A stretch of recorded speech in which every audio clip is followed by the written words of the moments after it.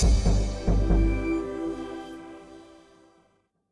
everyone, Sergio here with the Rideshare Guy. What do we say on Show Me the Money Club? Work smarter, not harder. If you aren't using the Solo app, which I have been for the past year and a half, you may be working a lot harder than you need to.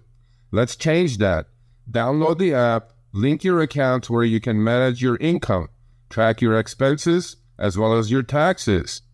Not only that, but you can plan by optimizing your time, make more money, and even guarantee your daily pay with guaranteed earnings. Download the Solo app today. Begin to work smarter, not harder. Link is in the description. Let's get back to it. Let's talk about, today's title, combining trip preferences. I've been seeing this all over Facebook, all over X. And when it comes to comfort is disappearing. Comfort disappeared. What's going on? Why is comfort gone? Yeah, you can imagine my inbox, right? Serge, where's my comfort? I don't know, bro. What do I know? And then it dawned on me that they had done this in LA anyway, right? Like months ago, they moved comfort that had its own preference box, combined it or commingled it with Shared. Uber X and Share. So that's what I said to people from San Francisco, Carolinas, wherever the emails were coming from. I go, maybe they put it together, and sure enough, of course they did. That's what they did. So now no more comfort preference box for you people. Yeah. I mean, honestly, does this make a difference for people? Probably not. I think the thing is you just got to pay attention to the rides that are coming in, and you can see if it's comfort or share or, an X or teen or whatever it might be that you have your preferences on. Hopefully not teen, but I mean, in an actual opinion, does it really make a difference if they're all mumbled into one?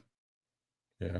Well, I mean, look, certain people have nicer cars. Maybe they just want to do only comfort. You know what I mean?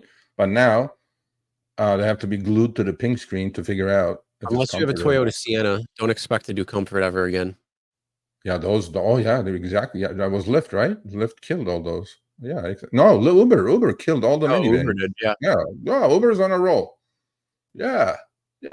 Roll on, Uber.